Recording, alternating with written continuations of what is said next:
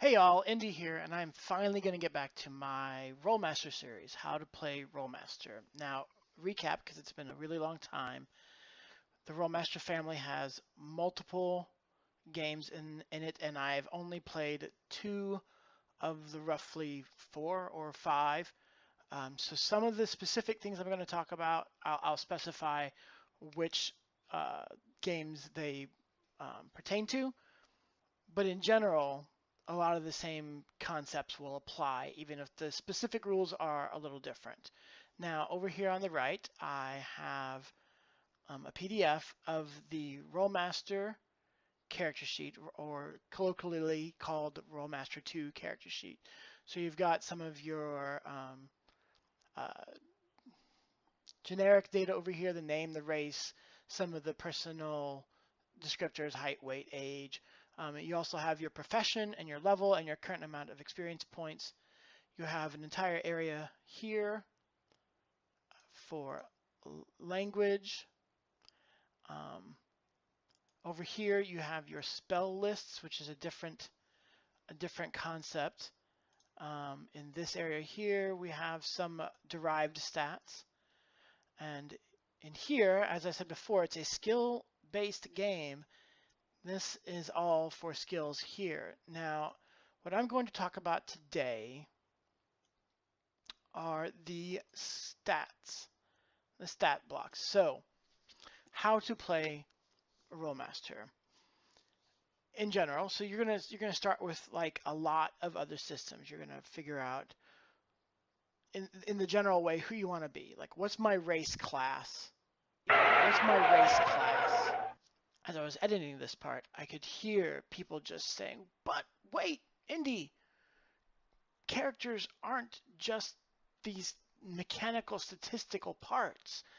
I think it even had Runeslinger's face and darkened room in my head. I know, I get it. But as this is not, Rolemaster is not one of those systems where you start with a character concept sentence like Numenera does, or the Cypher system. That is the beginning of representing who your character is mechanically. That's the beginning of it in a system from this lineage. And you can put those things there, remembering that class in this game is called profession, and it's considerably different. You can refer back to my older videos for that. And then you're going to go down and generate stats. Now, not bothering to talk about house rules and the like, where people may do things a little differently or allow some fudging of the dice. This is probably the one place where I think the Rolemasters differ the most, even though they've got the same basic framework. So, basic framework, there are 10 stats there: Constitution, Agility, Self-Discipline, Memory, Reasoning, Strength, Quickness, Presence, Empathy, Intuition. Most of these you probably have an understanding of what they are. Self-discipline is one way to describe it is the mind over body, whereas presence they describe potentially as mind over mind, the mind being aware of yourself, a little more awareness in that body aspect than simply control, which is what the self-discipline is a little bit more about. You'll also notice that they have agility and quickness. So agility is specifically the deftness of your movements, whereas quickness is specifically the speed at which you can do the movements, whether they're deft or not. So you could have a high agility, low quickness character, or a high agility character with low quickness. That's someone who's going to have good precision but have to take their time. If there's anything else in there you'd like to know about, ask. So what you'll see right here is this concept is through them all as far as I know. So each stat has a temporary and a potential number. Now the stats are on a D100 range, though between Rolemaster 2 and Rolemaster Unified, both of those have a minimum for player characters. Concept being, yeah, there are other people out there who have, a 5, like in 20, 20, 20 or 25 are the two minimums that I know. And those with stats that are below 20 they're simply not adventurers. They're out there, they're just not adventurers. So you have a temporary and a potential. So every stat can go up, but only up to its potential. So you, right from the start, you may be someone who may simply never be strong, or very smart, regardless of where you start. So you could make amazing progress through your PC's life as you gain 40 or 50 points in a stat, but that could be coming down from 25 to go up to 65, so you're only still about a moderate place. Now, that's one of the places where a lot of the games differ their strategy. Rolemaster 2, for instance, you rolled a D100 for your temporaries, and you set them up. And I don't remember if officially it's rolled down the line. It might officially be rolled down the line. But the potential then looked up on a chart. And I didn't look up the page number, so I'm not going to swap to it. But it's another little chart. As far as Rolemaster's nickname of being Chart Master, this is one of those places where you kind of earns the name, but at least it's only during character generation. You roll the D100 and you cross-reference it based on where the value of your temporary, and that gives you your potential. The higher your temporary, the harder it was to get a much higher potential. You stood a lot greater chance of getting a potential in the 80s with a temporary in the 30s than you did with a temporary in the 70s. So that tells you something about the philosophy of the mechanics of Rolemaster 2, that if you're much beyond ordinary or medium, then that's probably as good as you're ever going to get, that your less than spectacular stats are probably going to be the ones that improve the most. So, and each system seems to deal with how you progress through the stats differently. Whereas Rolemaster 2, you rolled on every stat. There was another table for that. Okay. Again, an extra chart, but you only used it when you leveled. You rolled a D100 and you cross-referenced it with the difference between your potential and your temporary, and you saw how much your temporary would go up, never more than potential. Rolemaster Unified, on the other hand, each stat takes 3 D100 rolls, drop the lowest, and then what would have been the medium but is now the lowest is your temporary, and the highest is your potential. Boom. The only way you can get a temporary that is already at the potential in that system was to roll, a low roll and then 2 exact higher rolls, a 35 and then a 68 and a 68. Whereas in Rolemaster 2, you just simply had to roll low enough on the D100. And the higher your temporary was, that ceiling got higher and higher and higher and higher.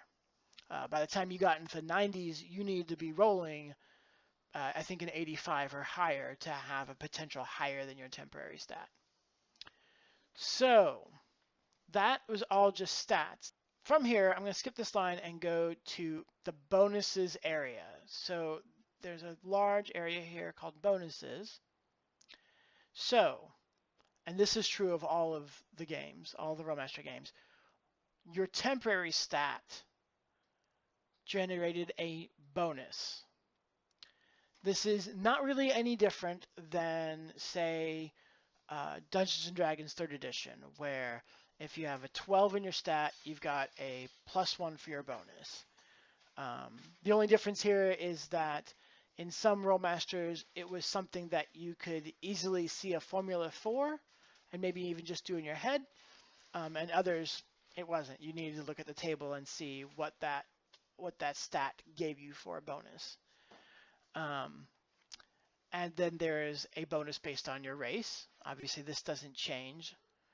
And you simply added those two up for your total stat bonus.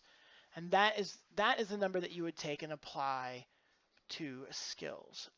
And that's another place where they get a little different between the editions, is that some gave you smaller stat bonuses and intended for you to sum them, and others gave you larger stat bonuses but intended for you to average them. 6 in one hand, half a dozen in the other, if you're working with Excel or some other kind of electronic assistant. If you're not working with Excel, you're actually doing a paper character sheet like that one. The methods that had some smaller stats and asked you to sum were a lot easier. And just for reference, in case there's any OSR people, well, I know there will be some OSR people watching this. Yes, I was talking about the adding and the averaging of stats for skills. The skills had multiple stats for them. And that changed depending on which edition you were.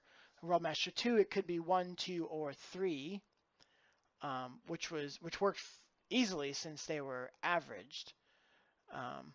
And in Rolemaster Unified, they took the small number approach for Rolemaster Unified, which is something that the Rolemaster SS and the Rolemaster FRP also did. They took the additive ones. So if the only important stat was strength, they actually listed strength 3 times because you needed to add 3 times the strength bonus. Because otherwise you wouldn't have an appropriate bonus size. That's something that the averaging system didn't have to worry about. So now we're going to jump into the middle. Development points. This is also different from system to system. So we did talk a little bit about skills. And while this is a skill-driven system, it still has levels. As you know, we've got a level up here and experience points. And the way it works is that each level you get to spend a certain number of development points on your skills. One of the differences between systems are where those development points came from. So in Rolemaster 2, for instance, development points only came from the temporary value of their first 5 stats there: Constitution, Agility, Self-Discipline, Memory, Reasoning. You might notice there that they're blocked a little grayer. And these stats sort of had a lesser impact on the skills. They're still there. Constitution is heavy when it comes to your hit points, which in Rolemaster is just simply called hits. You'll see that over on the right. Agility is the minor stat for a melee weapon, but a major stat for a ranged weapon. Self-discipline had a lot to do with the concentration skills. So what you might think of as a typical monk type stuff, where they're sitting there and like centering their chi or something, would be bonused by your self-discipline stat. And memory and reasoning were mostly to do with lores. So they didn't have as much to do with direct damaging combat, but they give you development points. So strength and quickness, and these last 3 stats down here, presence, empathy, and intuition, are all related to the different domains of magic. So these 5 stats down here were pretty important in your average day-to-day skills.